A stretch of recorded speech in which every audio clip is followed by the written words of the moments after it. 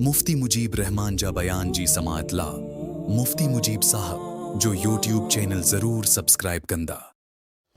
बिस्मिल्लाहिर्रहमानिर्रहीम अल्हम्दुलिल्लाहि रब्बिल आलमीन वल आक़िबतु लिल मुत्तक़ीन वस्सलातु वस्सलामु अला अशरफिल अंबिया'i वल मुरसलीन व अला आलिहि व सहबिहि अजमईन इला यौमिद्दीन। फ़अऊज़ु बिल्लाहि मिनश शैतानिर रजीम। बिस्मिल्लाहिर रहमानिर रहीम।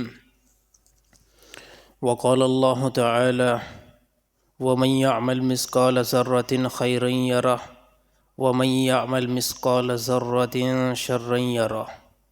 सदक़ल्लाहुल अज़ीम व सदक़हुन नबियुल करीम व अला आलिहि व सहबिहि अजमईन इला यौमिद्दीन। फ़अऊज़ु बिल्लाहि मिनश शैतानिर रजीम। बिस्मिल्लाहिर रहमानिर रहीम। व क़ाल नबिय्यु सल्लल्लाहु अलैहि वसल्लम कुन फ़िद दुनिया कअन्नका ग़रीबुन औ आबिरुस सबील। सदक़ल्लाहुल अज़ीम व सदक़हुन नबियुल करीम। अल्लाहुम्मा सल्लि अला मुहम्मदिन व अला आलि मुहम्मद कमा सल्लैता अला इब्राहीम व अला आलि इब्राहीम इन्नका हमीदुम मजीद। अल्लाहुम्मा बारिक अला मुहम्मदिन व अला आलि मुहम्मद कमा बारकता अला इब्राहीम व अला आलि इब्राहीम इन्नका हमीदुम मजीद। मैं मोहतरम मौज़ूद दोस्तों, अल्लाह रब्बुल इज़्ज़त जा एहसान थिया जी अल्लाह ताला तव्हां असांखे पंहिंजे घर में अचण जी तौफ़ीक़ अता फ़रमाई आहे। उहो अल्लाह ताला पूरी काइनात मथां ग़ालिब आहे, पूरी काइनात मथां शहनशाह आहे। ऐं उन अल्लाह ताला मुख़्तसिर ज़िंदगी ॾेई करे तव्हां असांखे दुनिया जे अंदरि हिकु इम्तिहान जे तरफ़ लाथो आहे। हाणे अल्लाह ताला ॾिसंदो त तव्हां इंसाननि मां केरु नेक अमाल करे अल्लाह ताला जी तरफ़ हले थो ऐं केरु पंहिंजे नफ़्सानी ख़्वाहिशात खे पूरो करे ज़िंदगी बसर करे थो। अल्लाह ताला हर हिकु इंसान खे कुझु वक़्तु ॾिनो आहे ऐं उहो वक़्तु उन जे लाइ इंतिहाई ज़रूरी आहे ऐं क़ीमती आहे।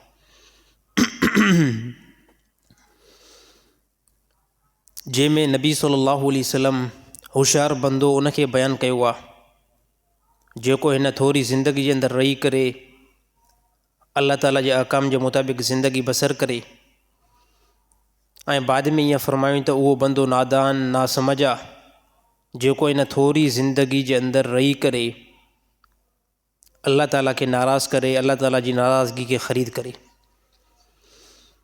दुनिया फ़ना आहे, अनक़रीब दुनिया वारी ज़िंदगी हर हिकु इंसान जे हथ मां निकिरण वारी आहे।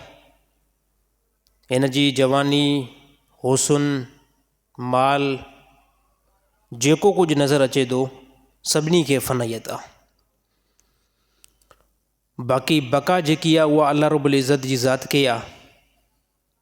ऐं जेकॾहिं दुनिया जे अंदरि अल्लाह ताला बका ॾियां, वॾी ज़िंदगी ॾियां, यकीन तौर ते अल्लाह ताला मासूम पैगम्बरनि खे दुनिया जे अंदरि वॾी ज़िंदगी ॾियां। हाणे एतिरी सारी ॻाल्हियुनि खे असां सम्झूं था ऐं एतिरियूं सारियूं ॻाल्हियूं असांजे ज़हन में बि अचनि थियूं, इन्हनि खे तस्लीम बि कयूं था। इन खां बावजूद बि काफ़ी असांजे अंदरि कमी कोताही मालूम थिए थी ऐं कॾहिं कॾहिं को गुनाह ऐं मासियत बि सादिर थिए थी। जॾहिं गुनाह ऐं मासियत सादिर थिए त बंदो जेको आहे नाउमीद न थिए। अगरि नाउमीद थींदो त पोइ इहे गुनाहनि जे तमामु वॾे ॾाकनि ते चढ़ी वेंदो। हिकिड़े बंदे खे इहा ख़बर पवंदी त बसि हाणे गुनाह जेको थियो आहे इन में अल्लाह ताला माफ़ न कंदो, इहो गुनाह तमामु वॾो आहे, हाणे मुंहिंजी माफ़ी इंतिहाई मुश्किल आहे, त इहो बंदो पोइ तौबा न कंदो। हालांकि तौबा जा दरवाज़ा अल्लाह ताला इंसान जे मथां जेसि ताईं मौत वाक़ई नथो थिए अल्लाह ताला तौबा जा दरवाज़ा खोले छॾिया आहिनि। पोइ केर बि हुजे, पोइ चाहे काफ़र हुजे, उहो इस्लाम जे अंदरि दाख़िल थिए त बि अल्लाह ताला उन जा तमामु जेके पोइ ज़िंदगी वारा गुनाह हुया उनखे अलाह ताला माफ़ु कंदो। उन जे बारे में नबी सल्लल्लाहु अलैहि वसल्लम जी हदीस मुबारक, रसूलुल्लाह सल्लल्लाहु अलैहि वसल्लम खां कंहिं पुछा कयो त साईं जेकॾहिं कोई बंदो काफ़िर हुजे ऐं उनजी तमामु वॾी उमिरि बि हुजे, उन जे अंदरि उन मासियत कई आहे, गुनाह कया आहिनि, हाणे जेकॾहिं इस्लाम जे अंदरि दाख़िल थिए थो, छा उहे गुनाह नोट कया वेंदा? छा उहे गुनाह खाते में ईंदा? पोइ रसूलुल्लाह सल्लल्लाहु अलैहि वसल्लम फरमायो, अनल इस्लाम यहदिमु मा कान क़ब्लहु, इस्लाम खां पहिरियां जेके बि गुनाह हुया उनखे अल्लाह ताला माफ़ु थो करे छॾे, उहे टोटली गुनाह ख़तमु। पोइ जेके मुस्लमान थियनि पिया उन्हनि खे त वॾी ख़ुशी थिए पई त बाबा एॾी सारी ज़िंदगी जेकी 50 साल 60 साल पोइ जे गुज़ारे आया आहियूं नाफ़रमानी में ऐं शिरक ऐं कुफ़र में, हे त अल्लाह ताला वॾो इनाम थो ॾिए। पोइ नबी सल्लल्लाहु अलैहि वसल्लम फरमायो, हक़ीक़त में अल्लाह ताला इस्लाम में दाख़िल थियण सां बंदे जा जेके बि पोयां गुनाह आहिनि उहे सभु माफ़ु थो करे छॾे। तव्हांजी 50 साल उमिरि हुई, 60 साल उमिरि हुई या 70 साल उमिरि हुई, उन 60 ऐं 70 साल जी ज़िंदगी जे अंदरि तव्हां शिरक कयो आहे, कुफ़ुर कयो आहे, हाणे जेको अल्लाह ताला तव्हांखे इस्लाम जी दौलत सां नवाज़ियो आहे त पोयां सभु गुनाह माफ़ु थी वेंदा। हे काफ़िर जे लाइ अल्लाह ताला इनाम रखियो आहे, मुस्लमान जे लाइ बि इनाम आहे, मुस्लमान जे लाइ बि अल्लाह ताला वॾो इनाम रखियो आहे। कंहिं इंसान गुनाह कया, गुनाह उहे कया ऐं गुनाह तमामु वॾा हुया, मासियत तमामु वॾी हुई। पोइ नबी सल्लल्लाहु अलैहि वसल्लम फरमायो, जेकॾहिं कोई बि मुस्लमान सची दिलि सां तौबा करे थो, अल्लाह ताला हुन जा गुनाह ईअं माफ़ु थो करे छॾे, फ़रिश्तनि खे बि यादि नथा बीहनि, फ़रिश्तनि खे बि यादि नथा बीहनि। हालांकि फ़रिश्ता लिखनि था, असांजो हर हिकु अमाल फ़रिश्ता लिखनि था, फ़रिश्ता नोट कनि था। बाक़ी जेके गुनाह आहिनि उन गुनाह जे मथां जेको मुस्लमान तौबा थो करे, अल्लाह ताला उन फ़रिश्तनि खां बि उहो गुनाह विसारे थो छॾे। पहिरियों मां बयान जे अंदरि ॻाल्हि कई हुयमि त इंसानु जंहिं टाइम नेकी कंदो आहे, इंसानु जंहिं टाइम नेकी कंदो आहे, इंसानु नमाज़ पढ़ंदो आहे, इंसानु हज कंदो आहे, इंसानु ज़िकिर कंदो आहे। हाणे हिकिड़े पासे ॾिसो, इहा नेकी आहे, इहा नेकी जॾहिं बि इंसानु कंदो आहे, इहा नेकी ख़ुदा हिकु नथो लिखाए, इहा नेकी अल्लाह ताला हिकिड़ी नथो लिखाए। हालांकि उसूल एतबार सां थियणु ईअं खपे न त जेकी नेकी आहे उहा बि हिकु लिखी वञे ऐं गुनाह जेको आहे उहो बि हिकु लिखियो वञे। हालांकि हे अल्लाह ताला जो फज़ुल आहे, कोई बि जेकॾहिं मुस्लमान नमाज़ पढ़े थो, जमात सां नमाज़ पढ़े थो, उहा हिकु नमाज़ 27 नमाज़ लिखी वञे थी। नेकी त हिकु आहे न साईं, जुमे जो फ़र्ज़ु हिकु आहे या 20 फ़र्ज़ आहिनि? जुमे जूं 2 रकातूं फ़र्ज़ आहिनि, इहो हिकु मरतबो पढ़ंदा आहियूं जुमे जे ॾींहुं। हाणे जुमे जे ॾींहुं 2 रकातूं फ़र्ज़ु पढ़ियूंसीं, फ़रिश्ता आमाल नामे जे अंदरि लिखनि था हिन 27 जुमा पढ़िया अथव। इहो ई जुमो जेकॾहिं अगरि तव्हां हरम जे अंदरि अदा कयो, फ़रिश्ता लिखंदा हिन 1 लख जुमो जेको अदा कयो आहे। इहो ई जुमो मस्जिद नबवी जे अंदरि तव्हां पढ़ो, फ़रिश्ता लिखंदा हिन 50,000 जुमो पढ़ियो आहे। हाणे उसूली एतबार सां थियणु ईअं खपे त बंदो नेकी थो करे, उहा नेकी हिकु शुमार कई वञे, छाजे करे जॾहिं गुनाह बि हिकु थो शुमार कयो वञे। हाणे कोई बि इंसानु वञी करे, अल्लाह माफ़ु करे, वञी करे शराब पी अथई, ज़िना कई, फ़रिश्ता गुनाह लिखंदा, हिकु गुनाह लिखंदा। वरी उन जे अंदरि बि ख़ुदा तख़फ़ीफ़ रखी आहे, आसानी जो मामिलो रखियो आहे। जेकॾहिं अगरि शराब पी अथई, मोकरो कई, त हाणे हिन खे दिलि जे अंदरि ख़ौफ़ थियो, हया महसूसु थियो। हाणे इहो हया जेको आहे न, इहो ईमान आहे, इहो हया, इहो छा आहे? इहो ईमान अथव। बंदो गुनाह करे, गुनाह खां बाद में जेकॾहिं दिलि जे अंदरि हया पैदा थिए, इहो ईमान आहे। जेको इंसान जे दिलि जे अंदरि ख़ौफ़ पैदा कराए, इहो ईमान आहे। हिकिड़े बंदे गुनाह कयो, इन खां बाद में कंहिं क़िस्म जो कोई बि हुनखे टेंशन न थियो, मालूम थिए थो हिन जे अंदरि जेको ईमान हुयो न, उहो हाणे ख़तमु थी चुको आहे। गुनाह कयो अथई पर दिलि जे अंदरि तकलीफ़ न थी आहे, दिलि जे अंदरि ख़ौफ़ न थियो आहे, यानी मालूम थिए थो हाणे इन जे अंदरि जेको ईमान आहे न उहो ख़तमु थी चुको आहे। इंसानु गुनाह कंदो आहे, गुनाह हिकु काउंट लिखियो वेंदो आहे। शराब पीतई हिकु गुनाह लिखियो वेंदो, ज़िना कई हिकु गुनाह लिखियो वेंदो, क़तल कई गुनाह लिखियो वेंदो क़तल जो, व्याज हलाई हिकु गुनाह काउंट थी वेंदो। वरी ख़ुदा इन ते बि आसानी मामिलो कयो आहे, जेकॾहिं कोई बि बंदो उनखे इन गुनाह ते हया आयो, शर्म आयो, अची करे अल्लाह जे ॾाढो रुनो, माफ़ी वरितई, ख़ुदा उन गुनाह खे बि मिटाए थो छॾे। नेकी मुस्लमान करे थो, नेकी हिकु न। अल्लाह ताला क़ुरान हकीम में हिकु मक़ाम ते फरमायो, नेकी हिकु नथा लिखूं, तव्हांजी नेकी उनखे ॿीणी कंदा आहियूं, एतिरी ॿीणी कंदा आहियूं जो तव्हांखे पाण खे बि ख़बर नाहे पवंदी। उहा सिर्फ़ु अल्लाह ताला जे इल्म में आहे। त हाणे अल्लाह ताला असांखे अक़ुल ॾिनो आहे, अल्लाह ताला सम्झ ॾिनी आहे, त पोइ बंदो छा करे मासियत खे छॾे ॾे, गुनाह खे छॾे ॾे, नेकी ते हले। ज़िंदगी इंतिहाई मुख़्तसिर आहे, हक़ीक़ी ज़िंदगी तव्हांजी आख़िरत जी तरफ़ अल्लाह ताला बढ़ाई आहे। दुनिया जी बि कहिड़ी ज़िंदगी आहे जो वेठे वेठे ॾाढी अची थी वञे, वेठे वेठे तव्हांजा महलत ख़तमु थी वञनि, वेठे वेठे तव्हां वॾे उहिदे ते हो, अचानक लही पओ, अमीर खां जेको आहे फौरी तौरु फ़क़ीर थी वञो, ऐं फ़क़ीर खां थोरे टाइम जे लाइ अमीर थी वञो। कहिड़ी ज़िंदगी आहे, कहिड़ी ज़िंदगी आहे? जेकॾहिं दुनिया जे अंदरि 1000 साल उमिरि मिले त बि मौत आहे न आहे साईं? 1000 साल ज़िंदगी हुजे मौत आहे, 2000 साल ज़िंदगी हुजे मौत आहे। मूसा अलैहिस्सलाम जो जंहिं टाइम मलकल मौत रूह कब्ज़ करणु आयो त मूसा अलैहिस्सलाम खे कुझु तकलीफ़ महसूसु थी, मलकल मौत छॾे ॾिनो। मलकल मौत इहो फरमायो, साईं जेतिरी तव्हां उमिरि चाहियो था ओतिरी तव्हांखे उमिरि अल्लाह ताला ॾींदो। नबी आहे, पैगम्बर आहे, अल्लाह ताला जी दीन जो कमु थो करे, जेतिरी तव्हां उमिरि चाहियो था। मूसा अलैहिस्सलाम बाद में पुछा कयो, जेतिरी उमिरि चाहियां ओतिरी? चईंसीं हा, अल्लाह ताला ॾींदो तव्हांखे उमिरि ओतिरी। मूसा अलैहिस्सलाम फरमायो, उन उमिरि खे पूरे थियण खां बाद में पोइ छा आहे? चई साईं मौत,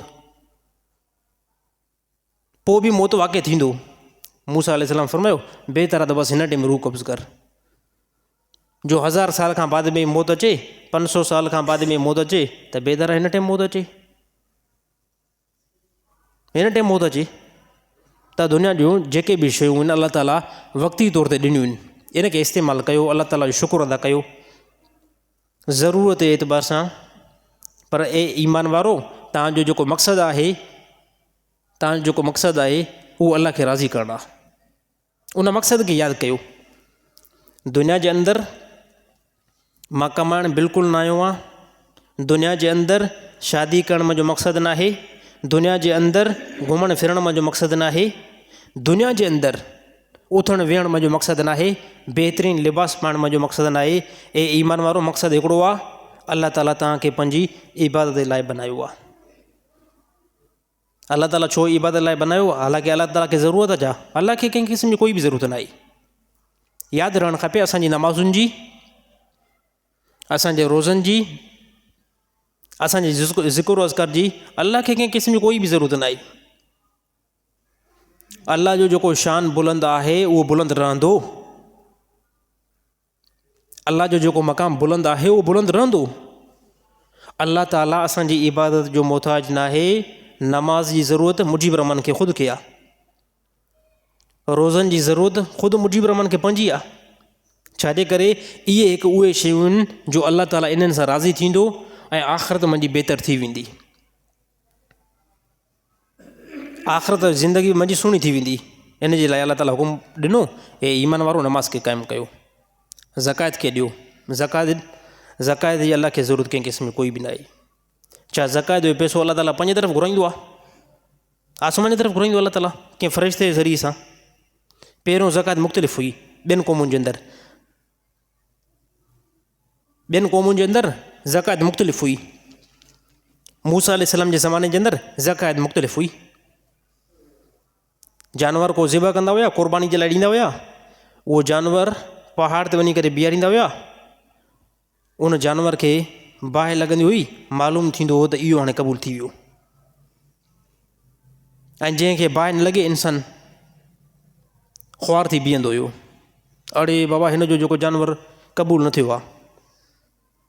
अल्लाह ताला असांजे लाइ केतिरो बहितरु मामिलो कयो, जानवर ज़िबह कयो, गोश्त पाण बि खाओ, माइटनि खे बि खारायो, फ़क़ीरनि खे बि खारायो, अल्लाह ताला क़बूल कंदो। हिकु फ़ाइदो इहो, इन खे अल्लाह जे नाले ते कयो, इस्तेमालु पाण ई कयो, खाओ बि पाण, रिश्तेदारनि खे बि ॾियो। मूसा अलैहिस्सलाम ज़माने में ईअं नाहे, जानवर खे वठी करे वञी करे पहाड़ जी बुलंदी ते बीहारियो, आसमान खां बाहि अचे, उहा उनखे खाई वञे, मालूम थिए क़बूल आहे।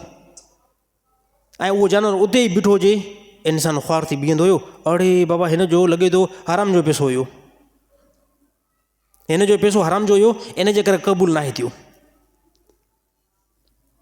त असां बिल फ़र्ज़ जेकॾहिं अगरि नाजाइज़ी वारो पैसो बि हुजे, जानवर खे ज़िबह करे छॾियो, हिकु अल्लाह खे इल्मु, ॿियो तोखे इल्मु, अल्लाह ताला ख़्वार न कयो। पहिरियों क़ौमूं गुनाह कंदियूं हुयूं, गुनहज़ार थी पवंदो हुयो, साईं थोरो ईको घटि कयोसि, हवाई थोरो, पहिरियों क़ौमूं गुनाह कंदियूं हुयूं, गुनहज़ार थी पवंदो हुयो।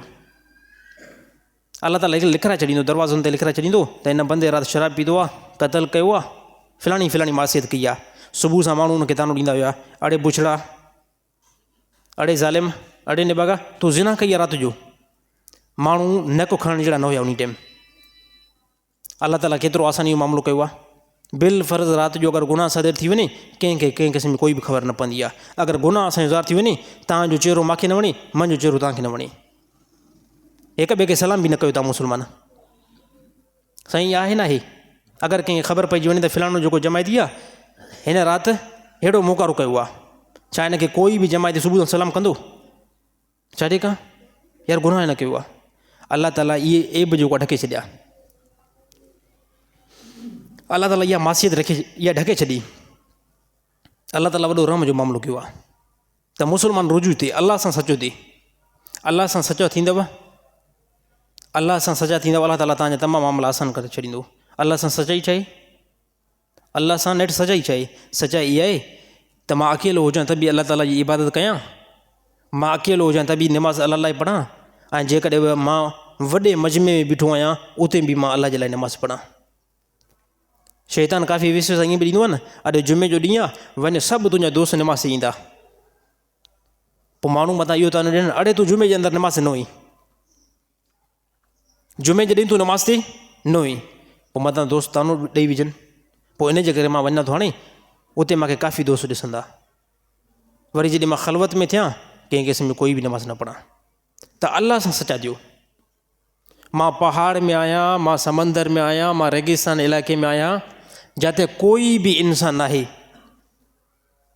मां चवां त मुंहिंजे मथां ख़ुदा नमाज़ खे फ़र्ज़ु कयो आहे, मां नमाज़ हिते पढ़ंदुमि। जॾहिं अल्लाह सां सचा थींदो, अल्लाह ताला तव्हांजा दुनिया जा तमामु मामला ख़ुदा आसान बनाए छॾींदो। अल्लाह सां मुख़लिस थियो। नबी सल्लल्लाहु अलैहि वसल्लम छा तालीमात ॾिनी हुई साहिबनि खे अंदरि, साहिबनि जी छा तरबियत हुई, छा साहिब जो मक़ाम हुयो, नमाज़ खे उन्हनि केतिरो वॾो मज़बूत बख़्तो। अल्लाह ताला खां दुआ आहे त अल्लाह ताला तमामु मुस्लमान खे ईअं ई नमाज़ी जेकी आहे तौफ़ीक़ अता फ़रमाई। क़ुरान हकीम जेकी आयत मां तिलावत कयमि, अल्लाह ताला क़ुरान हकीम में फ़रमायो, वमन यअमल मिस्क़ाल ज़र्रतिन ख़ैरन यरा वमन यअमल मिस्क़ाल ज़र्रतिन शर्रन यरा। हाणे इन आयत खे वधीक जेको मां खोलणु नथो चाहियां, आसान जो तर्जुमो ॿुधणु चाहियां थो, बसि मफ़हूम ॿुधणु चाहियां थो। यानी इन आयत जे अंदरि अल्लाह ताला हीअं फ़रमाए पियो, दुनिया जे अंदरि इंतिहाई बारीक़ तां गुनाह कयो आहे, जेको गुनाह तव्हांजे ज़हननि जे अंदरि बि नथो अचे, यानी तव्हां त उनखे गुनाह नथा सम्झो। हिकु माण्हू हूंदा न की ईअं चवंदा आहिनि, साईं इहो त इंतिहाई नंढो गुनाह आहे, इंतिहाई नंढो गुनाह आहे। अल्लाह ताला फ़रमायो तव्हांजो इहो गुनाह बि ख़ुदा वटि नोट थी वेंदो आहे, नंढे खां नंढो गुनाह। ऐं ॿिए नंबर ते कॾहिं कॾहिं नेकी हूंदी आहे, इंतिहाई बारीक़ हूंदी आहे नेकी।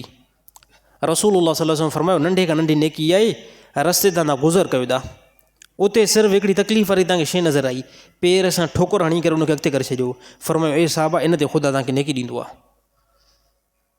हाणे इहा नंढे खां नंढी नेकी आहे, ख़ुदा क़यामत ॾींहुं नंढे खां नंढी नेकी बि इंसान जी ज़ाहिर कंदो, नंढे खां नंढो गुनाह बि ख़ुदा अल्लाह ताला इंसान जो जेको क़यामत ॾींहुं ज़ाहिर कंदो। त इहा मतां भुल थियणु न खपे, जो असां कॾहिं कॾहिं चवंदा आहियूं कहिड़ो मसइलो आहे साईं, माण्हू दुनिया जे अंदरि वॾा गुनाह था कनि, माण्हुनि दुनिया जे अंदरि तमामु वॾा गुनाह कया, असां जेकॾहिं नंढो गुनाह कयोसीं त कहिड़ी वॾी ॻाल्हि आहे। असां नंढो गुनाह कयोसीं त कहिड़ी वॾी ॻाल्हि आहे। त मुंहिंजा भाउर दोस्तो, नंढे खां नंढो गुनाह इहो अलाह ताला जी रहमत खां तव्हांखे परे कंदो। लानत जी माना ॾिसो, मां पहिरियों बि बयानु करे चुको आहियां। अलाह ताला क़ुरान हकीम में बास मक़ाम ते फरमायो, फ़िलाणी क़ौम ते मां अलाह ताला जी लानत आहे। लानत मां मुराद छा आहे? उहो बंदो अलाह ताला जी रहमत खां परे थी वेंदो आहे। ऐं जेको बंदो अलाह ताला जी रहमत खां परे थी वियो न, यानी इहो बंदो हलाक थी वियो। हाणे अलाह ताला जी रहमत खां परे थियणु हिकु काफ़िर आहे, मुशरिक आहे ऐं बद अक़ीदे वारो आहे। इहे बंदा अलाह ताला जी रहमत खां परे हूंदा आहिनि। अलाह ताला खां हमेशह बंदो फज़ुल घुरे, अलाह ताला खां एतदाल घुरे, अलाह ताला खां अमुन घुरे ऐं तौबा इस्तग़फ़ार बंदो हर हिकु टाइम करे। तौबा इस्तग़फ़ार हिकु अहिड़ो अमल आहे जेको बंदे जे मथां रहमत खे आम कंदो आहे। ॾिसो, ख़बर कॾहिं कॾहिं न पवंदी आहे उथंदे वेहंदे, हालांकि मां महसूसु न कंदो आहियां, हर हिकु इंसानु महसूसु न कंदो आहे त मूंखां अॼोके ॾींहं जे अंदरि को गुनाह थियो आहे, हालांकि गुनाह थियलु हूंदो आहे। इंसान जी माना इंसान खां वेसर थींदी आहे। इंसानु बार बार ॻाल्हि खे विसारींदो आहे। त 5 वक़्त अलाह ताला नमाज़ फ़र्ज़ु इन करे कई आहे ताकी तव्हां पंहिंजे रब खे हर टाइम यादि कयो, पंहिंजे रब खे विसारियो न। त अलाह ताला खां दुआ आहे त अलाह ताला तमामु मुस्लमान खे सही सही नमाज़ पढ़ण जी तौफ़ीक़ अता फ़रमाए। नबी सल्लल्लाहु अलैहि वसल्लम जा सहाबा ऐं जेकी नबी सल्लल्लाहु अलैहि वसल्लम उन जे मथां महिनत कई ऐं रसूलुल्लाह सल्लल्लाहु अलैहि वसल्लम जा अज़ीम शागिर्द हिन दुनिया जे अंदरि जंहिं असां ताईं दीन पहुचायो, उन साहबिन में नबी सल्लल्लाहु अलैहि वसल्लम हिकिड़ो साहबी जेको इंतिहाई सादगी वारो मिज़ाज जो हुयो ऐं इंतिहाई ज़ोद वारो साहबी हुयो। उन साहबी जो नालो हज़रत अबू ज़र ग़िफ़ारी रज़ी अल्लाह ताला अन्हु आहे। इन साहबी जो वॾो अजीब मामिलो हुयो।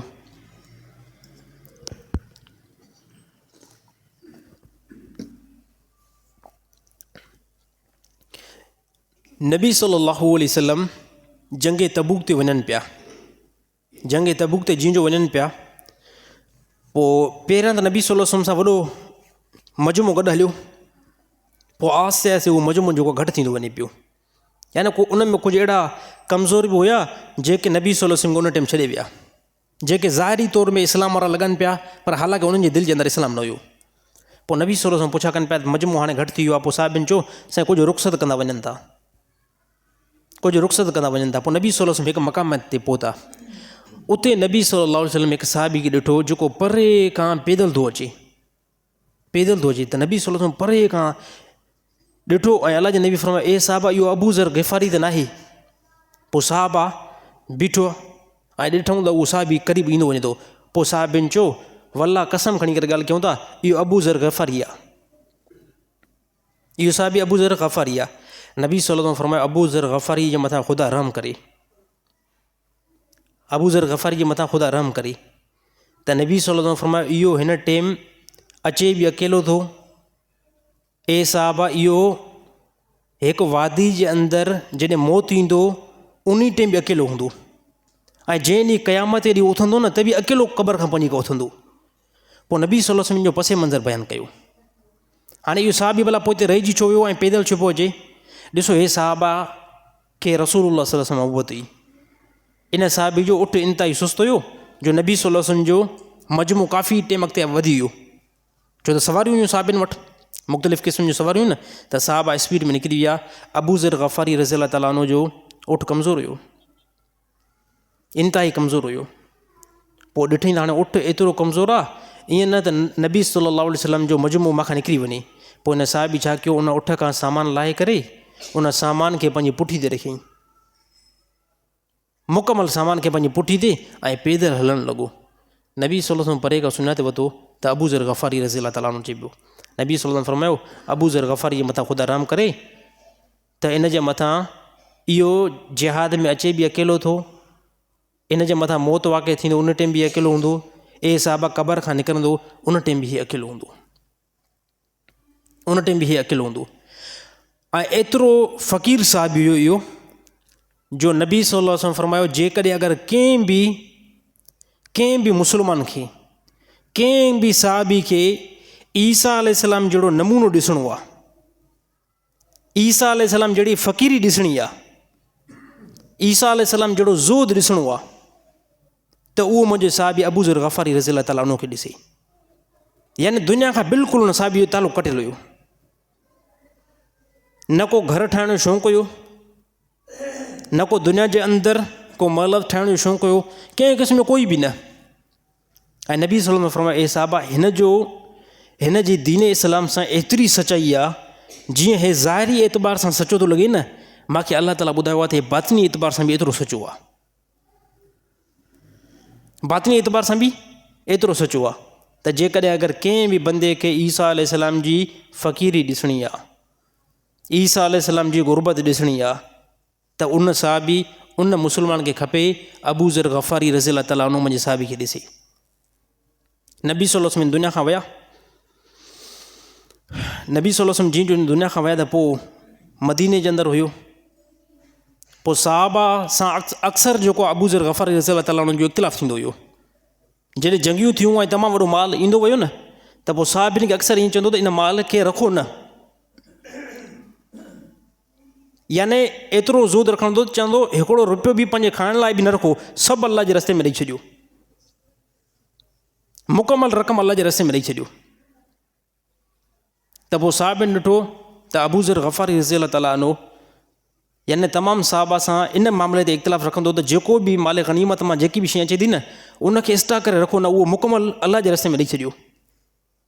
पोइ अबू ज़र ग़फ़ारी रज़ियल्लाहु ताला अन्हु के मक्का जे भरिसां रब्ज़ा हिकु इलाइक़ो आहे, उते हज़रत उस्मान रज़ियल्लाहु ताला अन्हु हिन खे हिकु झूपड़ी तयारु कराए ॾिनी। यानी मक्का खां काफ़ी हिसो ॿाहिरि हिकु रेत वारो इलाइक़ो हुयो, रेगिस्तान इलाइक़ो हुयो, उते हज़रत उस्मान रज़ियल्लाहु ताला अन्हु झूपड़ी तयारु कराए ॾिनी त बसि हाणे तूं पंहिंजी घरवारी सां हिते ई रह। पोइ हज़रत उस्मान रज़ियल्लाहु ताला अन्हु जॾहिं झूपड़ी ठाराए ॾिनी रेगिस्तान इलाइक़े जे अंदरि, त कुझु जेको आहे साहिबिन इहा ॻाल्हि कई, कुझु मुस्लमाननि अबू ज़र ग़फ़ारी रज़ियल्लाहु ताला अन्हु खे इहा ॻाल्हि कई त तव्हां हज़रत उस्मान रज़ियल्लाहु ताला अन्हु सां इख़्तिलाफ़ु रखो, तव्हांखे उन मक्का जे अंदरि कढियो छो आहे? त उन साहिबिन खे, उन मुस्लमान खे चई तव्हां ख़ामोशी इख़्तियार कयो।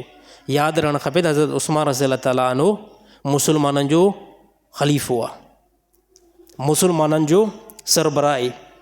उन जे बारे में मां कीअं ॻाल्हायां जेको साहिबी रसूल आहे। पोइ नेठि हज़रत अबू ज़र ग़फ़ारी रज़ियल्लाहु ताला अन्हु जी जेकी बि पोइ उमिरि हुई, उहा उन रेगिस्तान इलाइक़े जे अंदरि गुज़ारियूं। आख़िरी टाइम में जंहिं टाइम मौत वाक़िअ थियण वारो थियो, तकलीफ़ बीमारी वारी आई, त घरवारी मथां रोए पई। रेगिस्तान इलाइक़े में कोई बि न आहे, सिर्फ़ु अबू ज़र ग़फ़ारी रज़ियल्लाहु ताला अन्हु ऐं उन सां गॾु घरवारी। ऐं इहो इलाइक़ो एतिरो त परे हुयो जो शहर मको जेको आहे न, काफ़ी हिसो जेको अॻिते निकितल हुयो। कोई सवारी ते आमदो रफ़्त बि इन इलाइक़े में न हुई। जंहिं इलाइक़े में अबू ज़र ग़फ़ारी रज़ियल्लाहु ताला अन्हु हिकिड़ी झूपड़ी हुई ऐं उते घरवारी सां गॾु रहनि पिया। पोइ घरवारी ॾिठो त हाणे अबू ज़र ग़फ़ारी रज़ियल्लाहु ताला अन्हु आख़िरी जेको आहे पसासर में आहिनि, ऐं पोइ घरवारी रुनी ऐं चयईं त हिन इलाइक़े में हाणे मां अकेली तुंहिंजी घरवारी आहियां, ॿियो कोई बि दफ़न करण वारो तोखे न आहे। जेकॾहिं तुंहिंजे मथां मौत वाक़िअ थिए त पोइ केरु ईंदो? पोइ फरमाए रसूलुल्लाह सल्लल्लाहु अलैहि वसल्लम जो हिकु मूंखे इरशाद यादि थो अचे। नबी सल्लल्लाहु अलैहि वसल्लम सां असां वेठा हुआसीं 3-4 साहबा, 3-4 साहबा असां वेठासीं। पोइ नबी सल्लल्लाहु अलैहि वसल्लम फरमाए, ए साहबा जेके हिते तव्हां वेठा आहियो न, तव्हां मां हिकिड़े जी वफ़ात रेगिस्तान इलाइक़े जे अंदरि थींदी। ऐं उन मजमे में जेके असां वेठासीं, मुंहिंजा सभु जेको साथी इंतकाल करे विया, के शहीद बि थी विया। हाणे मूंखे मालूम थिए थो उन मां सिर्फ़ु अकेलो जेको मां ई बतो आहियां, मुंहिंजो हिते ई रेगिस्तान इलाइक़े जे अंदरि मौत थींदो। ऐं नबी सल्लल्लाहु अलैहि वसल्लम फरमायो, उतां उन साहिबी रेगिस्तान इलाइक़े जे अंदरि उनजो मौत वाक़िअ थींदो। पोइ मुस्लमाननि जी हिकिड़ी जमायत उतां गुज़र कंदी, जेको उनजो जनाज़ो पढ़ाईंदी। घरवारी खे चइजांइ टेंशन कंहिं क़िस्म जो कोई बि न कजांइ, नबी ख़बर ॾिनी आहे त मुस्लमान जी जमायत हितां गुज़र कंदी ऐं पोइ मुंहिंजो जनाज़ो बि पढ़ाईंदी। तूं ॾिसजांइ कोई न कोई हिते ईंदो। पोइ हिन साहिबी जो इंतकाल थियो ऐं घरवारी ॾिठो काफ़ी लेट्स खां वठी करे, हर घरवारी हिकिड़े पासे न हारे ॿिए पासे न हारे, ॾिठई त नेठि मुस्लमाननि जो हिकिड़ो काफ़िलो आयो जंहिंजे अंदरि अब्दुल्ला बिन मसूद रज़ी अल्लाह ताला अन्हु जलील क़दर साहब बि मौजूदु हुयो। पुछा कई त हे केरु आहे? फरमायो हे नबी सल्लल्लाहु अलैहि वसल्लम जो साहबी हज़रत अबू ज़र ग़फ़ारी रज़ी अल्लाह ताला अन्हु आहे। पोइ साहबिन चादर हिकिड़ी कढी ऐं उन चादर सां कफ़न बि ॾिनऊं, गुसुल बि ॾिनऊं ऐं अहिड़ी तरह पोइ उते उन साहबी खे दफ़न कयो वियो। केतिरो मुशक़त सां दीन इस्लाम असां ताईं पहुतो आहे। हे साहबिन जो ज़ुहद हुयो, में तकलीफ़ हुई, यानी तमामु साहबा मां हिन साहबी जी जेकी कैफ़ियत हुई न उहा मुख़्तलिफ़ बिल्कुलु हुई। पाण खे इब्तिदा खां वठी करे उन ई हाल में रखियऊं जंहिं हाल में नबी सल्लल्लाहु अलैहि वसल्लम ज़माने में ॾिठऊं। अल्लाह जे नबी फरमाए त हिन जे अंदरि ज़ुहद जो कनि उहो कामिल दर्जे जो आहे। त साहबिन ॾिठो त यार हे ज़िंदगी जेकी आहे न, हिन ज़िंदगी में सभु कुझु न अथव। हे जेको दिमाग़ु ख़राबु असांजो कॾहिं कॾहिं बि थींदो आहे न, त पैसो न आहे त कहिड़ी ज़िंदगी थींदी आहे। त हुन साहब हालांकि अबू ज़र ग़फ़ारी रज़ी अल्लाह ताला अन्हु पैसनि जे तरफ़ निगाह ई न कई, बसि हिकिड़ो यकीन बीजी वियो त असुली ज़िंदगी नबी सल्लल्लाहु अलैहि वसल्लम बयानु कई आहे उहा जन्नत जी ज़िंदगी आहे, आख़िरत वारी ज़िंदगी आहे। उन ज़िंदगी खे बनण जी कोशिशि कयूं असां। अल्लाह ताला असां मुस्लमान जो बि अहिड़ो शल जेको यकीन बनाए। असांजो यकीन पैसे ते अची वियो। हालांकि पैसो दुनिया जे कुझु असबाब जे ज़रिए सां उनखे हलाइणो बि पवंदो, छाजे करे त असांजा एतिरा यकीन कामिल न आहिनि। ख़ालिद बिन वलीद रज़ी अल्लाह ताला जे बारे में मशहूरु कोन्हे न, त ख़ालिद बिन वलीद रज़ी अल्लाह ताला हिकिड़े मैदान में जंग में लथा, हिकु जंग जे अंदरि लथा ऐं काफ़रनि छा कयो, काफ़रनि चयो त असां वटि हिकु अहिड़ो ख़तरनाक ज़हर आहे, जेकॾहिं अगरि उन ज़हर खे दुश्मन जे रस्ते ते हारे करे छॾियूं न ऐं दुश्मन सिर्फ़ु उतां गुज़र करे ऐं पेर जे मथां सिर्फ़ु ज़हर पए, पेर जो ज़हर जो असरु हिन जे दिमाग़ ते असरु ॾींदो ऐं इहो बंदो मरी वेंदो। त ख़ालिद बिन वलीद रज़ी अल्लाह ताला छा फरमायो? फरमायो नबी सल्लल्लाहु अलैहि वसल्लम चंद अहिड़ा कलमात ॿुधाया आहिनि, उन कलमात खे पढ़ण खां बाद में दुनिया जो कोई बि ज़हर असरु न कंदो। ख़ालिद बिन वलीद रज़ी अल्लाह ताला उन अल्फाज़ खे पढ़ियो ऐं इन खां बाद में उन काफ़र खे चयईं जेको तव्हां ज़हर रस्ते ते हारींदा आहियो न ताकी माण्हू मरी वञे, पीअण सां मरंदो न, चए पीअण त वरी ख़तरनाक शइ आहे, पर रस्ते ते असां हारींदासीं उते दुश्मन रुॻो ॿ टे क़दम हले त उन ज़हर जो असरु जेको आहे खोपड़ी ते अची वेंदो ऐं बंदो जेको आहे पूरो थी वेंदो। ख़ालिद बिन वलीद रज़ी अल्लाह ताला फरमायो इहो ज़हर मूंखे ॾियो त मां पीअंदो। ज़हर उनखे पीतऊं, नबी सल्लल्लाहु अलैहि वसल्लम कुझु अमाल आयतूं पढ़ी करे ऐं पीतऊं, कंहिं क़िस्म जो कोई बि ज़हर असरु न कयो। काफ़र हैरान थी वियो, काफ़र हैरान थी वियो त हे छा आहे? हे यकीन आहे, हे यकीन आहे। हिन ज़माने में ईअं न को मुस्लमान ईअं करे, असांजा यकीन वरी अहिड़ा आहिनि न। हे साहबिन जो यकीन हो त नबी सल्लल्लाहु अलैहि वसल्लम जेको कुझु फरमायो आहे न इहो यकीन आहे, हक़ आहे। ऐं जेकॾहिं 1400 साल खां बाद में अॼु हे ज़हर जो प्यालो कोई मूंखे ॾे साईं, इहा ई आयत तव्हां पढ़ी करे, इहे कलमा तव्हां पढ़ी करे पीओ त मां हिते ई मरी वेंदुमि, मां हिते ई मरी वेंदुमि। छाजे करे त साहबा जो यकीन ऐं मुंहिंजे यकीन जे अंदरि ज़मीन आसमान जो फ़र्क़ु अथव। नबी सल्लल्लाहु अलैहि वसल्लम फरमायो जेकॾहिं इंसान जो यकीन अहिड़ो थी वञे, इंसान जो यकीन अहिड़ो थी वञे जीअं परिंदनि जो यकीन आहे, अल्लाह ताला तव्हांखे घर में विहारे करे पोइ रिज़्क़ खाराईंदो। परिंदनि जो इहो यकीन आहे त कंहिं क़िस्म जो कोई बि मज़दूरी ट्रेवल मुलाज़मत करणी न पवंदी, बग़ैर इन मज़दूरी खां ख़ुदा जो रिज़्क़ खाराईंदो, अल्लाह ताला उन परिंदनि खे खाराईंदो आहे। सुबुह सां पंहिंजे आख़िरनि खां निकिरंदा आहिनि, सुबुह सां पंहिंजे आख़िरनि खां निकिरी करे अल्लाह जे मथां तवकल करे निकिरंदा आहिनि ऐं शाम जो जीअं जो पंहिंजे आख़िरनि जे तरफ़ मोटींदा आहिनि उनजो पेट भरियलु हूंदो आहे। छा उनजी कोई फैक्ट्री आहे छा भला? साईं पखियुनि जी का फैक्ट्री कंहिं ॾिठी आहे छा? न आहे कंहिं क़िस्म जो कोई बि। यकीन अहिड़ो आहे त अल्लाह ताला रिज़्क़ खाराईंदो। असांजो यकीन अल्लाह ताला असबाब ते बनायो आहे त असबाब खे इख़्तियार करिणो पवंदो, नौकिरी करणी पवंदी, मुलाज़मत करणी पवंदी, अल्लाह ताला रिज़्क़ ॾींदो। बीमारी हेठि लथी आहे, डॉक्टर जी तरफ़ वञिणो पवंदो, दवा वठणी पवंदी, हे सभु कुझु असबाब आहिनि, इनखे इस्तेमालु करिणो पवंदो। अगरि इनखे असां चऊं न कोई सूफ़ी थिए न चए न साईं मां इनखे सबब खे इस्तेमालु न कंदुमि, त यानी उहो ज़हनी मरीज़ आहे, कुझु उनजो दिमाग़ पोइ जेको आहे दुरुस्त न आहे। छाजे करे दुनिया जे असबाब खे जोड़ण जो नबी सल्लल्लाहु अलैहि वसल्लम हुकुम ॾिनो आहे।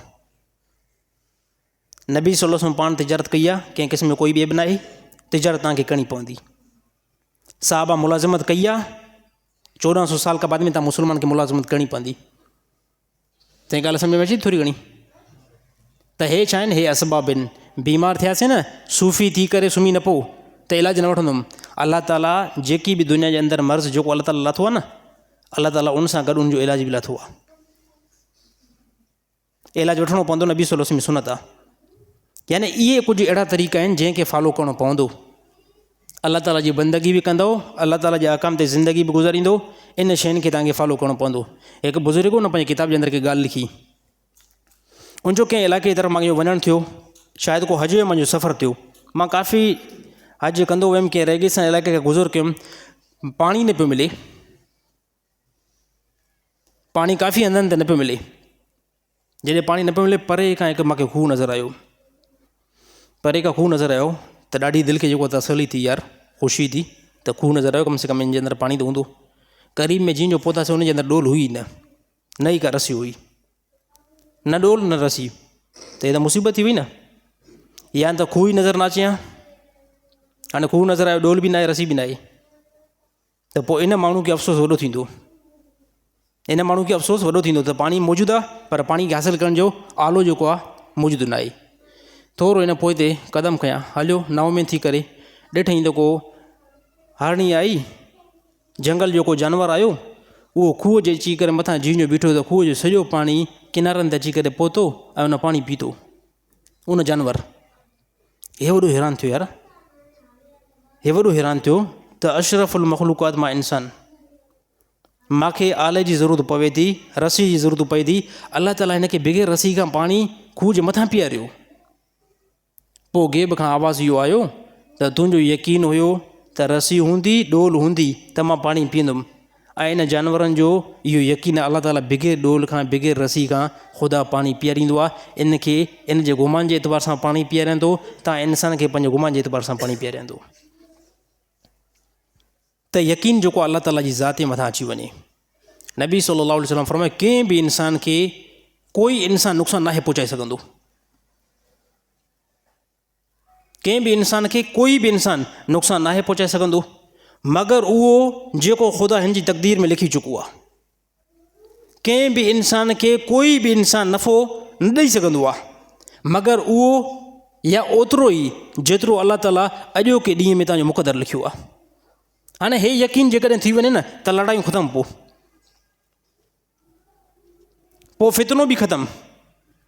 अॼोके ॾींहं में ख़ुदा जेको मुंहिंजो रिज़्क़ लिखियो आहे न, कहिड़ी बि हालत में उहो रिज़्क़ मूंखे पहुचंदो।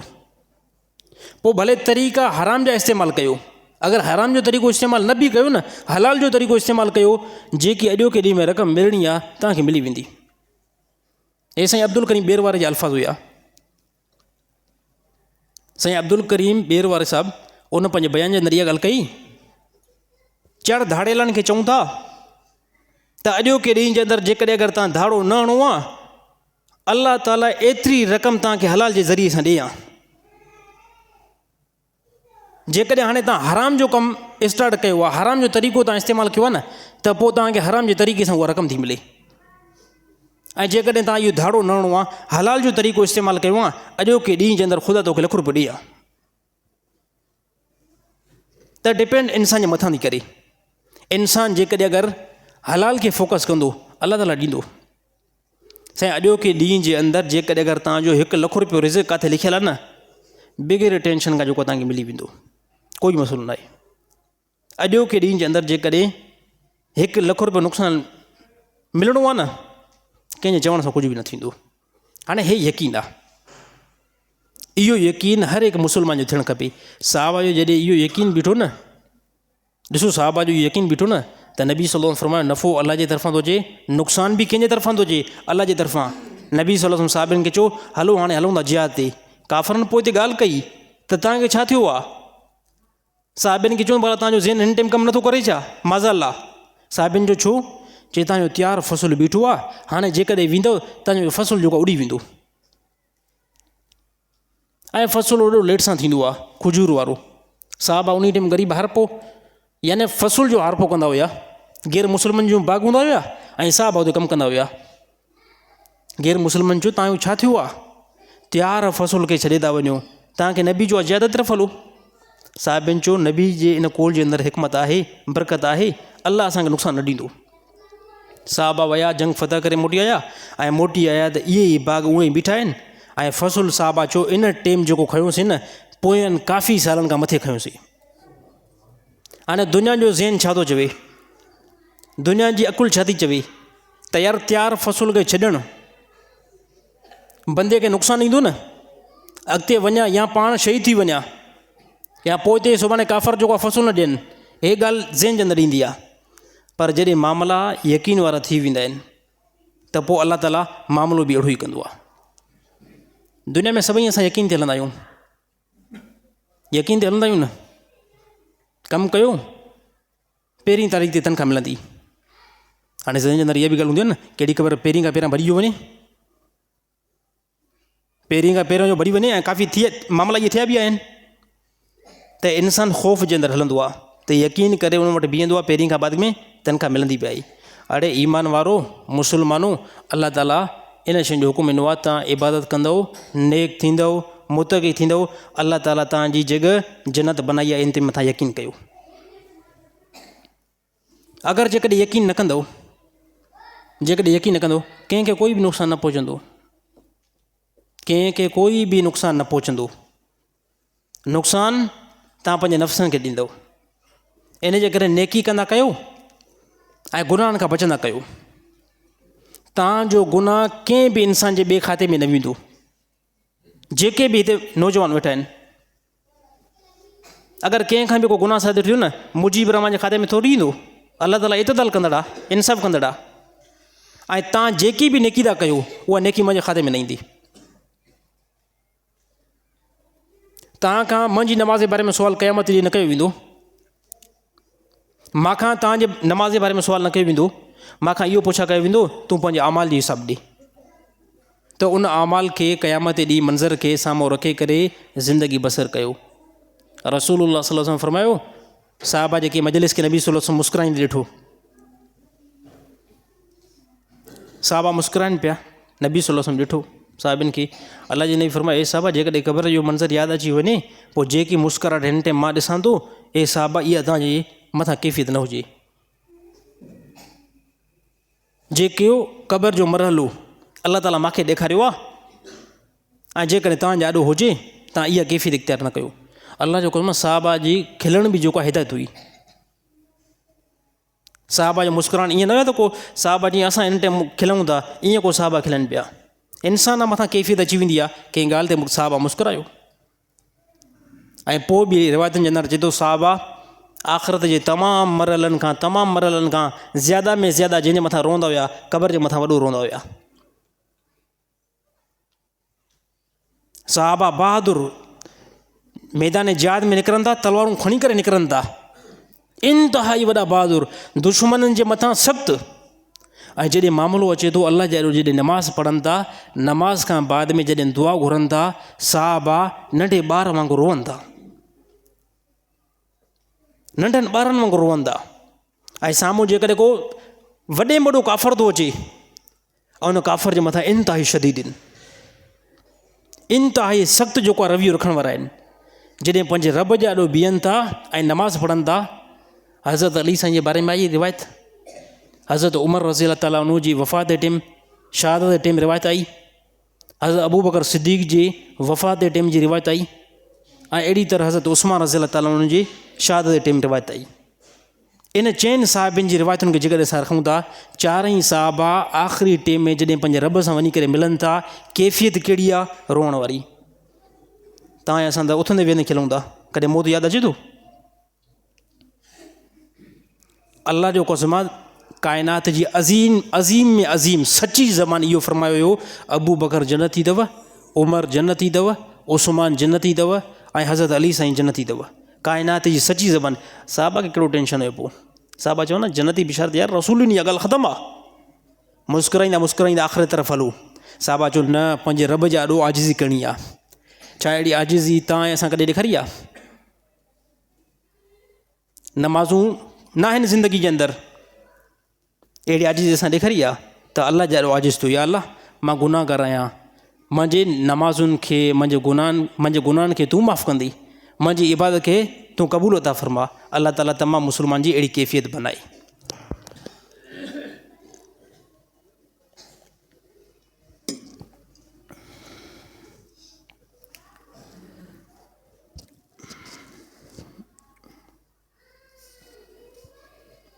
نماز میں رکوع ऐं सजदे जी तस्बीह घटि वधि थी वञे छा उन सां नमाज़ थी वेंदी या न?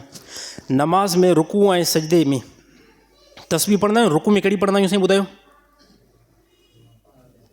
रुकू में कहिड़ी तस्बीह पढ़ंदा आहियूं असां?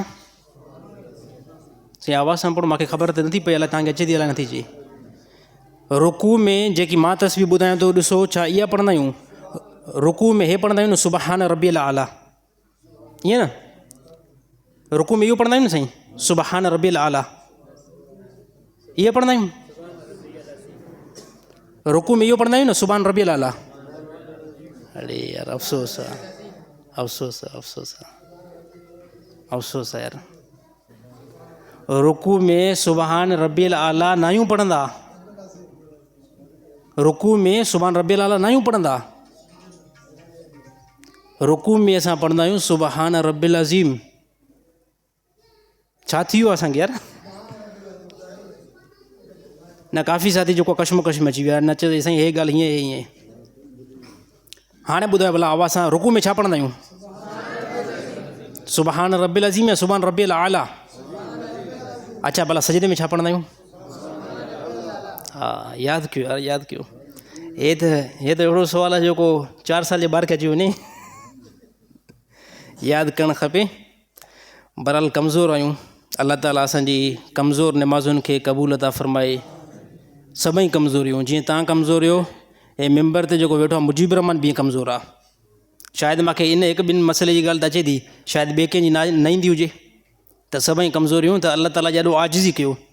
जुमो पढ़ी करे यार, या अल्लाह नमाज़ जेकी आहे मुंहिंजी कमज़ोर आहे, बाक़ी क़बूल करण वारो तूं ई आहे.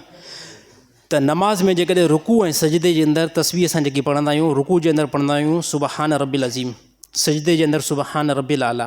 जेकॾहिं अॻिते पोइ थी वियूं, मसलन तौरु हिकिड़े सजदे में मां पढ़ियमि 3 मरतबा, ॿिए में पढ़ियमि 5 मरतबा, त कोई मसइलो न आहे. 3 मरतबा तस्बीह पढ़णु सुनत अमल आहे. रुकू जे अंदरि बि ऐं सजदे जे अंदरि बि घटि में घटि 3 मरतबा पढ़ी. त जेकॾहिं कोई मथे पढ़ंदो कोई मसइलो न आहे. 5 दफ़ा पढ़ियो, 7 मरतबा पढ़ियो, 9 मरतबा पढ़ियो, पर पेशमम जेको आहे 9 मरतबा न पढ़े. पेशमम जो 9 मरतबा पढ़ंदो न, त पोइ त जमायती चवंदा साईं को प्याला करे वियो आहे. हा एतिरो टाइम चवंदा 9 मरतबा साईं खे थियो छा भला. त पेशमाम घटि में घटि 5 मरतबा पढ़े, ताकी पेशमाम जो पढ़णु कुझु तकड़ि हूंदो आहे. त 5 मरतबा जॾहिं पेशमाम पढ़ंदो न, त तव्हां पोइ 3 मरतबा आसानी सां पढ़ी वेंदो. ठीकु आहे साईं, इहो मसइलो सम्झ में अची वियो. तस्बीह घटि वधि थी वञे रुकू ऐं सजदे जे अंदरि, त कोई जेको आहे नमाज़ जे अंदरि असरु न ईंदो आहे. बाक़ी घटि में घटि 3 मरतबा तस्बीह जेको आहे पढ़णु खपे. रुकू जे अंदरि सुबहान रब्बिल अज़ीम ऐं सजदे जे अंदरि सुबहान रब्बिल आला. मां हिकु मस्जिद जो पेशमाम आहियां. कॾहिं कॾहिं पटको ॿधणु विसरी वेंदो आहे, त कुझु जमायती दड़का ॾींदा आहिनि. उनजी वज़त कयो. ग़रीब जमायती पाण टोपी न आहिनि पाईंदा, पेशमाम पटको न पाए, उनजे मथां एतिराज़ थींदो आहे. जमायती आहिनि न, टोपी पंहिंजी आहे ई न. पेशमाम अड़े साईं तूं भला छॾे काॾे पटको न पातो आहे? अब तूं टोपी पाती आहे भला? अॼु तूं टोपी पाती आहे? हालांकि पटके सां नमाज़ पढ़णु सुहिणो अमल आहे, बहितर अमल आहे. पटके सां ई नमाज़ पढ़णु खपे. पर कम से कम जमायती पाण खे बि त ॾिसे न. जमायती खे पाण खे टोपी न आहे ऐं एतिराज़ कंदे थो करे पेशमाम ते. त बहरहाल पेशमाम ते हर कोई हलंदो आहे. हे ग़रीब सरकारी माण्हू न आहिनि न. सरकारी को माण्हू हुजे त ख़ौफ़ बि थिए यार, सुभाणे कोई वेठो न हुजे जेल में. अच्छा हिकिड़ी तस्वीर मूंखे यादि अची हुई. अफ़गानिस्तान में जेको न, अफ़गानिस्तान में इहो वॾे में वॾो वज़ीर आहे, उन जुमे जी नमाज़ पढ़ाई. यार जुमे जी नमाज़ में त एॾी वॾी क्लेशन पई हुयसि, एतिरी क्लेशन, यानी क्लेशन जी साइज़ वॾी हुई. एॾी वॾी क्लेशन मेंबर जे मथां रखे करे ख़ुतबो ॾिए पियो.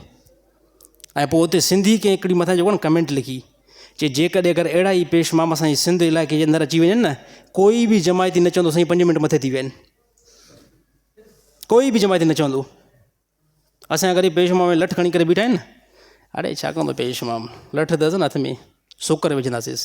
बाक़ी जे अहिड़ी जेकॾहिं बंदूक हुजे न, जो कोई बि न चवंदो, चयो साईं टेम आहे तव्हांजो अञा हलो अॻिते, त साईं जेको पटके सां नमाज़ पढ़णु खपे, सुनत आहे रसूलुल्लाह सल्लल्लाहु अलैहि वसल्लम जी, ऐं जेतिरी नमाज़ जे अंदरि सुनत खे अपनायो वेंदो ओतिरी नमाज़ जे अंदरि नेकी ज़्यादा ईंदी। त पेशवाम खे खपे बि ईअं त उहो पटके सां नमाज़ पढ़ाई, पर जेकॾहिं कोई नथो पढ़ाए त नमाज़ थी वेंदी, कोई मसइलो न आहे। टोपी सां नमाज़ पढ़ाए थो न, नमाज़ थी वेंदी। बिल फ़र्ज़ हिकिड़ी आसान तव्हांजी ॻाल्हि ॿुधायां थो, बिल फ़र्ज़ अगरि कंहिंखे, असांजो मुफ़्ती साहिबु काॾे मां वियुमि असांजो उस्ताद थिए, नालो बिगिर खणण खां ॿुधायां थो, मथां सुभाणे तव्हां हुन साईं खे टारगेट बनायो।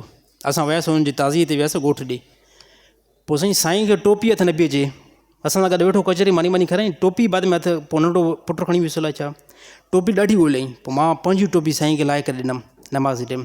मां साईं तव्हां जेको आहे हे नमाज़ पढ़ो बि साईं। साईं चयो न तूं पंहिंजी टोपी जेको आहे पाए, मां नमाज़ पढ़ंदो। असां साईं खे ॾिठोसीं, असां वॾा हैरान थियासीं, साईं बग़ैर टोपी खे नमाज़ पढ़ी। पोइ मां साईं नमाज़ थी वेंदी, चए नमाज़ त बिल्कुलु थी वेंदी, बाक़ी बहितर ईअं आहे टोपी ऐं पटको पाए करे बंदो नमाज़ पढ़े। जेकॾहिं अगरि कंहिंखां बि टोपी गुम थी वई न आहे त बग़ैर टोपी खां बि नमाज़ थी वेंदी आहे। हे औरतुनि लाइ हुकुम आहे त तव्हां रहो सॼो वेड़े करे पोइ नमाज़ पढ़ो, छाजे करे मर्द जा जेके वार आहिनि न, इहे ओघड़ में नथा अचनि। त हुन मुफ़्ती ॾिठोसीं न असां, मां त वॾो हैरान थियो आहियां, उस्ताद बि आहे, मुफ़्ती बि आहे, असांखां वॾो इल्मु बि मथे रखे थो। उन चयो बग़ैर टोपी खां जेकॾहिं मजबूरी में नमाज़ पढ़ी वई न त नमाज़ जेको आहे थी वेंदी, कंहिं क़िस्म जो कोई बि मसइलो न आहे। त साईं अहिड़ो टारगेट पेशमाम खे महिरबानी करे न बनायो। साईं घर में नमाज़ पढ़णु कीअं आहे, मजबूरी में घर में बंदो नमाज़ पढ़ी सघे थो, जंहिं टाइम ॿ मरला थियनि, हिकु नंबर ते ख़ौफ़ हुजे, ॿिए नंबर ते उज़ुर हुजे। ख़ौफ़ माना इन शइ जो त जेकॾहिं जमायत सां नमाज़ पढ़णु वञा थो त दुश्मन आहिनि मथां उॾाए छॾनि, दुश्मन आहिनि उॾाए न छॾनि मूंखे, हिकु नंबर ते इहो ख़ौफ़, दुश्मनी जो ख़ौफ़।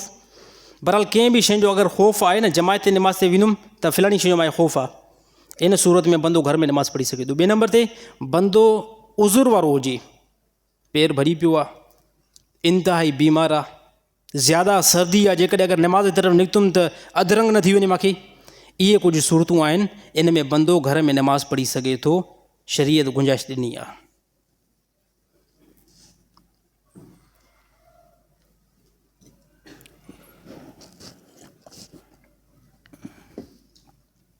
कुझु माण्हू चवंदा आहिनि त जंहिंजो दुनिया में कोई बि मुर्शिद न आहे उनजो मुर्शिद शैतान आहे। छा इहा ॻाल्हि हक़ीक़त आहे? कंहिं बि हदीस खां इहा ॻाल्हि मालूम नथी थिए साईं। बहरहाल इहो हदीस में त आहे ई न, जंहिंजो कोई बि मुर्शिद न आहे उनजो मुर्शिद जेको आहे शैतान आहे। रसूलुल्लाह सल्लल्लाहु अलैहि वसल्लम जी तालीमात खां इहो बिल्कुलु नथो मिले। बाक़ी मुर्शिद वठणु ज़रूरी बि आहे, बहितर आहे। मुर्शिद बंदो छाजे खां वठंदो आहे? इन लाइ वठंदो आहे बंदो गुनाहगार आहे, मासियत थी आहे उनखां काफ़ी। हाणे चए थो यार मां पंहिंजी इस्लाह करणु चाहियां थो, त अहिड़े बंदे जे वञी करे हथनि ते बैत कयो जेको सुनत जी इतबा बि कंदड़ आहे ऐं अहिड़ी तरह पूरी शरीयत जे मथां, शरीयत अहकाम जे मथां 100% पाबंद हले थो, पंहिंजी नमाज़ुनि जे, पंहिंजे ज़िक्र अस्कार जो, दीन जे तमामु हिसे खे खणी करे हले बि थो, त उन जे हथ ते बैत बंदो करे सघे थो। उहा बैत कहिड़ी आहे? मासियत खां हटण वारी बैत आहे। ॾिसो इस्लाम में 2-3 बैतूं आहिनि। हिकु बैत उहा आहे जेकी इस्लाम ऐं कुफर जे दरमियान आहे। साहबा जॾहिं इस्लाम में दाख़िल थिया न, इहा हिकिड़ी बैत आहे, ला इलाहा इल्लल्लाह मुहम्मद रसूलुल्लाह, इस्लाम में दाख़िल थिया न, इहा बैत आहे, यानी कुफर खे असां छॾियूं था। हिकु बैत इहा आहे इस्लाम ऐं कुफर वारी। ॿी बैत आहे साहबा जे ज़माने में जेकी ख़िलाफ़त थी, 2 नंबर ते बैत उहा आहे। 3 नंबर ते बैत जेकी असांजे ज़माने जे अंदरि आहे, जेकी पीर ऐं मुर्शिदनि जे हथनि ते कई थी वञे, उहा इन जी आहे ताकी बंदो गुनाह खे छॾे करे नेकी जे तरफ़ अचण जी कोशिशि करे। त मुर्शिद वठो, मां बि तव्हांखे मशवरो ॾींदुमि त मुर्शिद बिल्कुलु थियणु खपे जेको तव्हांजी इस्लाह करे। बाक़ी ईअं टेम्परेरी न सभु नालो मैंशन हुजे साईं हे फलाणो में मुर्शिद आहे। मुर्शिद माना इहा आहे त जेको उहे तोखे कुझु तरीक़ा ॿुधाए उनजे मथां तूं अमल करण वारो बि थी वञे, यानी सुनत जो पाबंद बि तूं थी वञे, गुनाह खे छॾण वारो बि थी वञे। बाक़ी ईअं जेकॾहिं हथु रखे करे कंहिं मुर्शिद जे हथ ते ऐं मोटी ऐं साॻियो जेको आहे गुनाहनि जे तरफ़, मासियत जे तरफ़ ऐं गुनाह खे तूं छॾे बि नथो, त हे बैत न आहे सर।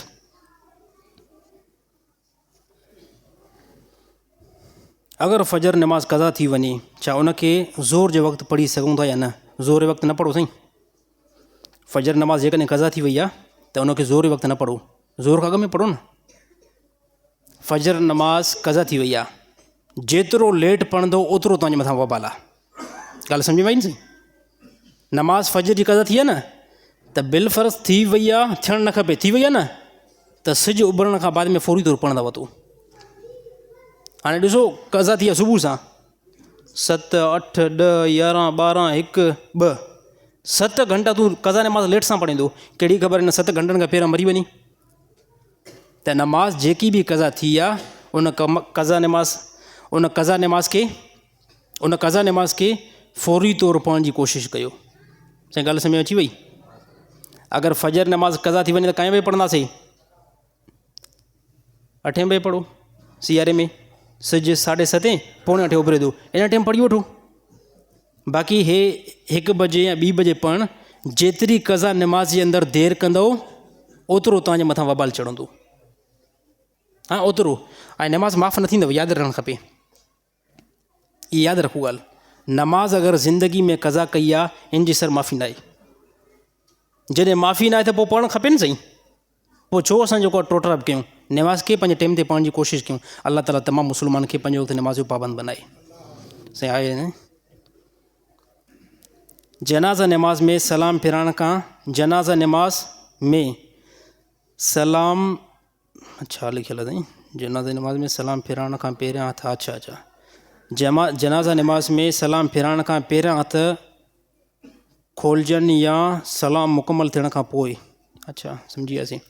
जनाज़ा नमाज़ में जेको असां बीठा हूंदा आहियूं, पोइ लास्ट जेकी तकबीर हूंदी आहे जंहिंमें चवंदा आहियूं अस्सलामु अलैकुम वरहमतुल्लाह, अस्सलामु अलैकुम वरहमतुल्लाह। साथी चए थो सलाम फिराइण खां पहिरियां ई हथ छॾे ॾे, चवे अस्सलामु अलैकुम वरहमतुल्लाह, अस्सलामु अलैकुम वरहमतुल्लाह, या सलाम चई करे बाद में हथ छॾे। साईं सलाम कंप्लीट करे बाद में जेको हथ छॾणु खपनि।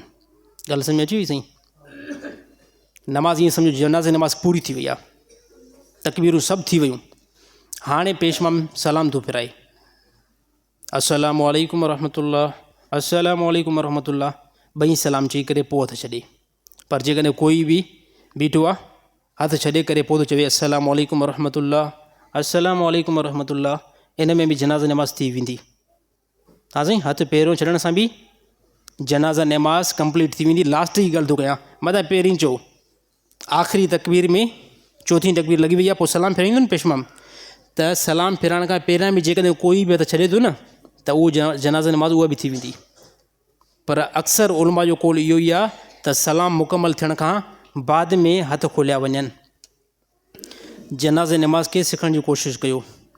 कंहिं साथी खे जनाज़े नमाज़ जी दुआ अचे थी सिर्फ़ु हथ मथे मूंखे करे ॿुधाए। असांजे हिन मजमे में जेके मस्जिद जे अंदरि वेठा आहिनि, कंहिंखे जनाज़ा नमाज़ जी दुआ अचे थी?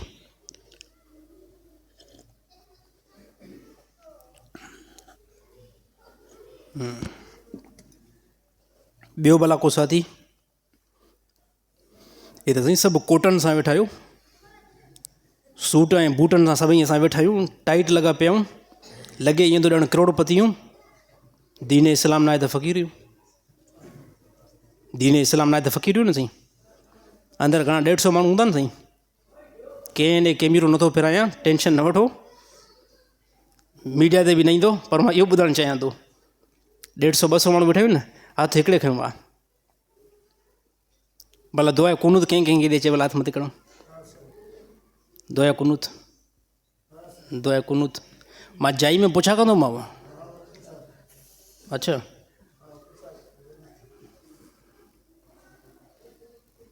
भला ईंदड़ जुमे ते सभई यादि कंदासीं? यादि कयो साईं, यादि कयो। ईअं न वरी ईंदड़ जुमे ते अचो बि न, अजीब मुला ऐं सुवाल जवाब पुछा करे। साईं कसम त इहो जेको पुछा कयो हूंदा इहो पंहिंजो भलो आहे न। हाणे हे त मां तव्हांखां टारगेट न बनाईंदुमि, कसम त जेकॾहिं कंहिं ॿाहिरि मुल्क में वञूं, को गैर मुस्लिम पुछा करे जनाज़ा नमाज़ पढ़ते हो त चओ हा बताओ, दुआ बताओ। गैर मुस्लिम ॼाॾो त घणो असां हिजाबी थींदासीं न। साईं मुजीबुर रहमान खे न ॿुधायो कोई मसइलो न आहे, असां ऐब ढकण जा पोयां आहियूं। गैर मुस्लिम छॾींदो न, उहो कैमरा आन में पुछा कंदो आहे। त इहे सभु शयूं असां जेको सिखण जी कोशिशि कयूं। अलाह ताला तमामु मुस्लमाननि खे अमल करण जी तौफ़ीक़ अता फ़रमाए। हिकु एहराम में हिकु शख़्स उमिरो करे आयो, छा उन ई एहराम खे ॿियो शख़्स पाए करे उन्हनि खे उन ते उमिरो करे सघे थो या न। हिकिड़ो बंदो उमिरो करे आयो, एराम अची करे घर में रखियईं, पीउ उमिरो करे आयो, एराम उहो घर में रखियईं, उन ई एराम खे धोई करे पाक करे जेकॾहिं पुट पाए उमिरि ते वञे थो, जाइज़ आहे, कोई मसइलो न आहे। नओं एराम ख़रीद करण जी ज़रूरत न आहे। उन ई एराम खे यानी अबो उमिरो करे मोटी आयो, हाणे वरी ख़ुदा पुट खे तौफ़ीक़ ॾिनी आहे, एराम पर घर में पियो आहे बेजो ई आहे, हाणे उनखे धोई करे पाक करे हाणे पुट उन एराम खे पाए करे उमिरि ते वञी सघे थो। ॻाल्हि सम्झ अची वई साईं? हा। जेके मौलवी जुमे जे ॾींहुं ख़ुतबे जे दौरान हथ में लठ खणंदा आहिनि, छा उहो अमल सुनत का साबित आहे? हदीस का साबित आहे इहो। रसूलुल्लाह सल्लल्लाहु अलैहि वसल्लम जुमे जे ख़ुतबे जे दौरान साहबा फरमायो हिकु ॿ मरतबा लठ यानी असांखे खयों आहे। वरी साहबा प्लस में इहो ई ॿुधायो त नबी सल्लल्लाहु अलैहि वसल्लम जा अक्सर जुमा असां ॾिठासीं जंहिंमें नबी सल्लल्लाहु अलैहि वसल्लम लठ न खईं हथ में। त लठ खणणु फ़र्ज़ु न अथव, इनशाअल्लाह हिन जुमे ते न खणंदासीं। छाजे करे? नबी सल्लल्लाहु अलैहि वसल्लम साहिब बयानु कयो त नबी सल्लल्लाहु अलैहि वसल्लम हिकु मौक़े ते खयूं, ॿिनि मौक़नि ते खयूं, बाक़ी नबी सल्लल्लाहु अलैहि वसल्लम जा अक्सर असां जुमा ॾिठासीं त रसूलुल्लाह सल्लल्लाहु अलैहि वसल्लम ईअं मिंबर ते बीठा बग़ैर असा बग़ैर लठ जे नबी सल्लल्लाहु अलैहि वसल्लम उम्मत खे जेको आहे ख़ुतबो ॾिनो। त हीअ अमल साबित आहे, कॾहिं कॾहिं करणु खपे, कॾहिं कॾहिं न करणु खपे। बाक़ी काफ़ी साथियुनि जे ज़हन में इहा ॻाल्हि हूंदी आहे त साईं जेसीं असां हथ में लठ न खणंदासीं ख़ुतबो बि न थींदो। इहो अमल जेको आहे ग़लति आहे। खणो, कंहिं कंहिं मौक़े ते खणो ऐं कंहिं कंहिं मौक़े ते छॾे बि ॾियो हिनखे।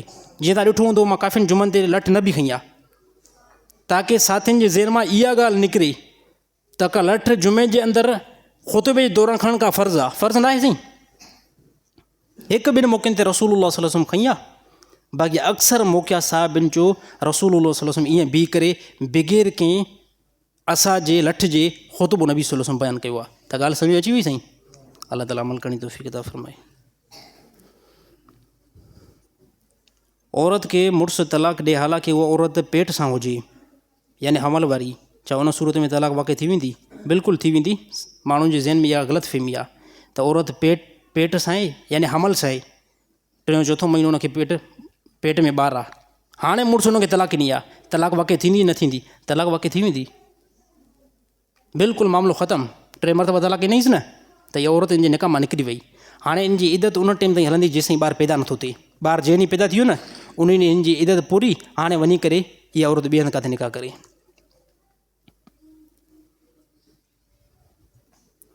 कुझु माण्हू चवंदा आहिनि त जेकॾहिं सॼे पासे वारी अखि फड़के त कोई मसइलो न आहे, पर खॿे पासे वारी अखि फड़के त कुझु नुक़सानु थींदो। हे साईं शिरक वारा अमल आहिनि सभु, कुझु बि न थींदो आहे। का शइ कंहिंजो बि कोई टेंशन न कंदा कयो।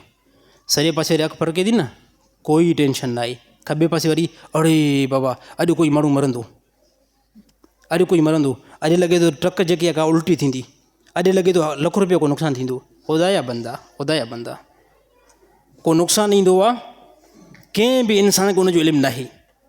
अलाह जी तरफ़ां जेको नुक़सानु ईंदो उहो अची रहंदो, बाक़ी मुंहिंजे अखि फड़कण सां, मुंहिंजे हथु फड़कण सां, पादर जे मथां चढ़ी वेठो, अॼु मां काॾे सफ़र कंदुमि, ॿी बि ॻाल्हि हलंदी आहे न साईं, पादर ते चढ़ियो वेठो आहे।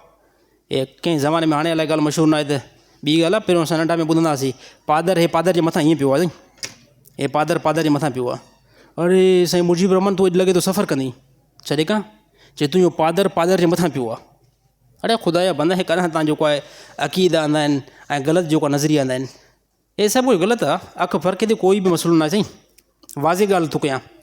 अखि फड़के थी न, सॼे पासे वारी या खॿे पासे वारी, मुजीब रहमान ॿुधाए थो कंहिं क़िस्म जो कोई बि नुक़सानु ईंदो आहे, अल्लाह ताला अमल करणी तौफ़ीक़ अता फ़रमाई।